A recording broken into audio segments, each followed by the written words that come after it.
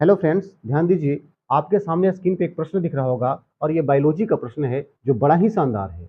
इसमें क्या कहता है कि मानव शरीर का जैव रासायनिक प्रयोगशाला कौन है? यानी कि मुख्य रूप से बात करना क्या इसमें है कि प्रयोगशाला के रूप में किसे जाना जाता है, ह्यूमन बॉडी का लैब किसे कहा जाता है, यही आपको बताना है। ऑप्शन ए देखिए किडनी, ऑप्शन बी अग्नाशय, ऑप्शन सी अमाशय, ऑप्शन डी यकृत। इसमें से कौन सा आंसर होगा? सबसे पहले आप लोग कमेंट बॉक्स में लिखिएगा और आइए हम बताते हैं इसका सही आंसर क्या होगा। ऑप्शन नंबर डी हो जाएगा, यानी कि यकृत को मानव शरीर का प्रयोगशाला कहा जाता है, लैब कहा जाता है। अब आइए देखिए, आप ये स्ट्रक्चर देख रहे हैं, आप ये चित्र देख रहे हैं, इसके माध्यम से हम आपको बहुत सारी जानकारी देने वाले हैं। गौर से देखिएगा और वीडियो अच्छा लगेगा तो शेयर जरूर कीजिएगा। याद रखिए, ध्यान दीजिए। ये देखिए लीवर है ना। ये जो आपको पार्ट दिख रहा है लाल वाला चॉकलेटी कलर का जो पार्ट दिख रहा है, ये क्या है? आपका लीवर है। और लीवर का जो वजन होता है लगभग कितना होता है? 1.5 केजी होता है। कितना होता है? 1.5 केजी होता है। और भी बहुत सारी बात बताने वाले हैं। अच्छा, बात किया जाए कि सर मुख्य रूप से लीवर का कार्य क्या होता है, तो देखिए आए दिन हम क्या करते हैं कि कुछ न कुछ पदार्थ को खाते रहते हैं, तो बहुत सारे पदार्थ में जहरीली पदार्थ भी होते हैं, टॉक्सिन पदार्थ भी होते हैं। जब उस पदार्थ को हम खाते हैं तो उसमें से टॉक्सिन को, जहर को निकालने का काम कौन करता है? लीवर ही काम करता है। लीवर हमको टॉक्सिन पदार्थों से बचा कर रखता है। लीवर के अंदर ऐसे बहुत सारे पदार्थ है जिनका संश्लेषण किया जाता है। जैसे कि हम बात करते हैं फाइब्रिनोजेन का। फाइब्रिनोजेन का काम क्या होता है? तो फाइब्रिनोजेन का काम होता है ब्लड का क्लॉटिंग करना, है ना। ब्लड क्लॉटिंग करना यानी कि रक्त की थक्का जमाना। ब्लड का क्लॉटिंग करना यानी कि रक्त का थक्का जमाना काम किसका होता है? फाइब्रिनोजेन का होता है ना। जो कहाँ बनता है? आपको लीवर में ही बनता है। अब ध्यान दीजिए कि अगर फाइब्रिनोजेन नहीं होता तो क्या होता? जैसे कि मान लीजिए कभी किसी का हाथ कटता है तो ब्लड बहना शुरू कर देता है, लेकिन जैसे ही थोड़ा देर हम दबाकर रखते हैं उसमें तो क्या होता है कि ब्लड जम जाता है। क्यों जमता है? क्योंकि उसमें काम कौन कर रहा है? फाइब्रिनोजेन काम कर रहा है। तो जहां जाता है क्या करता है? ब्लड को क्लॉटिंग कर देता है, जिससे ब्लड ज्यादा मात्रा में बह नहीं पाता है। ठीक है। अब लीवर के अंदर ही क्या स्रावित होता है? इसके अंदर से पीत स्रावित होता है ना। पीत स्रावित होता है। पीत स्रावित होता है जिसका रंग कैसा होता है? हल्का हला हरा होता है। ठीक है ना। तो इसमें पित्त स्रावित होता है और जमा कहाँ होता है? ये पिताशय में जमा होता है। कहाँ जमा होता है? पिताशय में। पिताशय को हम क्या बोलते हैं सर? तो पिताशय को बोलते हैं गोल ब्लैडर। क्या कहा जाता है? गोल ब्लैडर कहता है। पिताशय नाम क्यों दिया गया? देखिए, आशय का मतलब क्या होता है? निवास स्थल।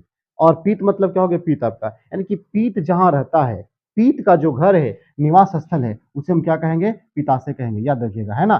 तो क्या कहेंगे? पिताशय कहेंगे। तो ये क्या है? आपका पिताशय है। आपको हरा रंग का दिख रहा होगा। अब पिताशय में पीत जमा होता है। बहुत सारे लोगों का क्या कहना होता है कि सर इसका कोई कार्य नहीं होता है, पीठ का कोई काम नहीं होता है। ये जो गोल ब्लैडर है ना, पथरी हमारे बॉडी में दो जगह बनती है। एक तो किडनी में बनती है ना। एक कहाँ बनती है? आप देखोगे स्ट्रक्चर इस तरह से ऐसे, है ना। और ऊपर एड्रिनल ग्रंथि रहती है। ये किडनी का आकार है। जब हम किडनी की चर्चा करेंगे तो आपको बताएंगे। एक तो स्टोन कहाँ होती है? आपको किडनी में होती है और दूसरी कहाँ होती है? गोल ब्लैडर में होती है। सबसे पहले बात क्या होता है कि बताइए कि स्टोन किस चीज का बना होता है? स्टोन का रासायनिक नाम क्या होता है? आप लोग इसको कमेंट बॉक्स में लिखिएगा कि स्टोन का रासायनिक नाम क्या होता है। ठीक है ना। अब बताइए कि स्टोन दो जगह होता है, एक तो किडनी में होता है और एक कहाँ होता है? आपका गोल ब्लैडर में होता है। ठीक है। तो किडनी वाले स्टोन को तो हम ऐसे निकाल सकते हैं नॉर्मल माध्यम से, लेकिन गोल ब्लैडर वाले को ऑपरेशन के माध्यम से निकाला जाता है। अब हम बात जो कर रहे हैं उस पर चले आते हैं, चर्चा करते हैं। अब इसको देख रहे हैं क्या? ये लिखा हुआ है आपको बाइल डक्ट। क्या लिखा हुआ है? Bile duct. डक्ट मतलब क्या होता है? डक्ट का मतलब नली होता है ना। नली होता है। और बाइल मीन्स क्या होता है? पीत होता है।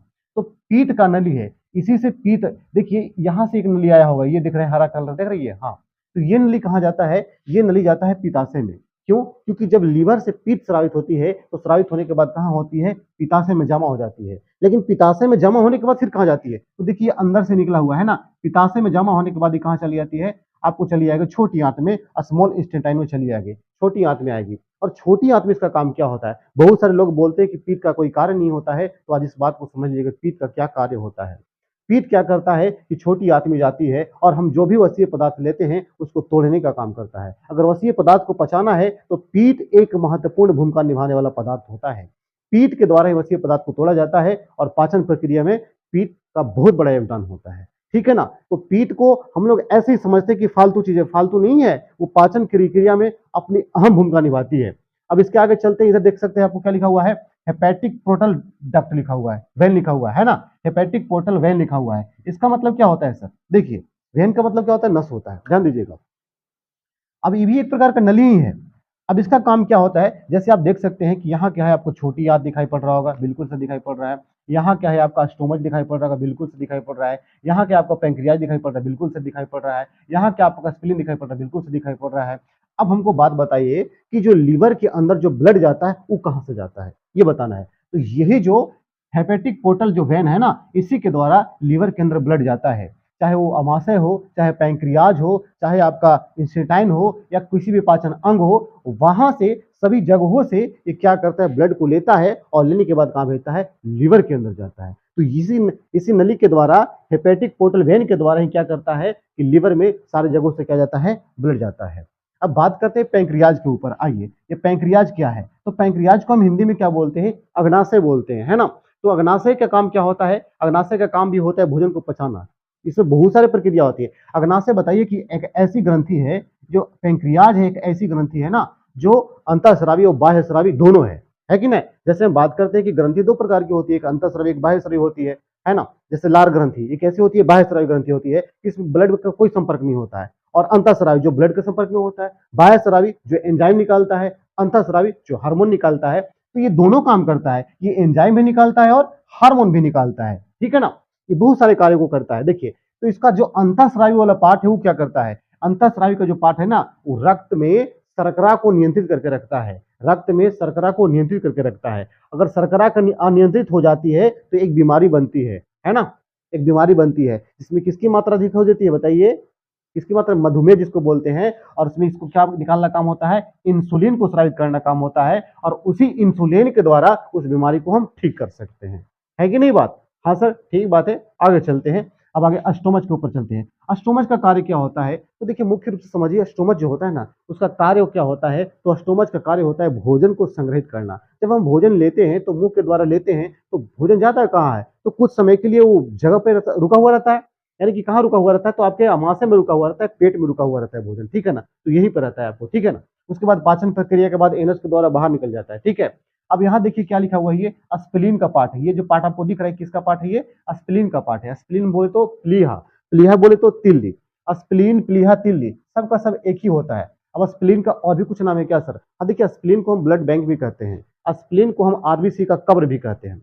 क्यों? क्योंकि देखिए, आरबीसी का जो निर्माण होता है ना, वो बोन मैरो से होता है। हड्डियों का जो जोड़ होता है ना, वहाँ पे बोन मैरो पाया जाता है, वहां से क्या होता है, आपको आरबीसी का निर्माण होता है। आरबीसी का निर्माण होने के बाद ये सबसे लास्ट में जाकर कहाँ गिरता है, तो स्प्लीन में गिरता है। कब? जब 120 दिन पूरा होता है तब बोलते हैं ना, स्प्लीन में चला जाता है। और स्प्लीन में जाने के बाद क्या होता है कि वहां जो मृत कोशिकाएं होती है, यहाँ पे छना जाता है स्प्लीन में जाने के बाद, ठीक है ना। यहाँ मृत कोशिकाओं को हटा दिया जाता है और जो आरबीसी का जीवित कोशिका होता है उसको सिर्फ निकाला जाता है। लेकिन यहीं से एक और भी ब्लड का निर्माण होता है, जिसको हम क्या बोलते हैं, डब्ल्यूबीसी। क्या बोलते हैं? डब्ल्यूबीसी। नाम सुनिए ना, डब्ल्यूबीसी, वाइट ब्लड कॉर्पसेल्स। जी सर। अब डब्ल्यूबीसी का निर्माण कहाँ से होता है? स्प्लीन से होता है। तो डब्ल्यूबीसी का कार्य क्या होता है? रोग प्रतिरक्षक क्षमता को बढ़ाए रखना, है ना, बचा कर रखना। यानी कि आप अगर बीमार पड़ते हैं तो कब पड़ते हैं? जब आपका डब्ल्यूबीसी स्ट्रॉन्ग नहीं होता है। डब्ल्यूबीसी को क्या होता है, कमजोर होता है। तो डब्ल्यूबीसी जब आपका मजबूत रहेगा तो क्या होगा कि आप बीमार नहीं पड़िएगा, है ना। तो ये डब्ल्यूबीसी का निर्माण कहाँ से होता है? तो स्प्लीन से होता है। और आरबीसी की मृत्यु कहाँ होती है? तो स्प्लीन में होती है। इस बात को आप याद रखिएगा, है ना। हेपेटिक पोर्टल वेन नीचे वाला ही पार्ट लिखा हुआ है, इसमें कोई दिक्कत नहीं है। ये भी पार्ट देख रहे हैं, हेपेटिक पोर्टल वेन, ये कहाँ से, ये है आपका स्प्लीन। स्प्लीन से ये ब्लड को टान रहा है, देखिए यहाँ पे, ठीक है ना। तो ये कहाँ जाता है? यकृत में जाता है। आपको ये जानकारी कैसी लगी है कमेंट करके जरूर बताइएगा। हाँ, और पेज पे नए होंगे तो फॉलो कीजिएगा, और अगर यूट्यूब पे होंगे तो सब्सक्राइब कर लीजिएगा, और वीडियो को अधिक से अधिक शेयर कीजिएगा।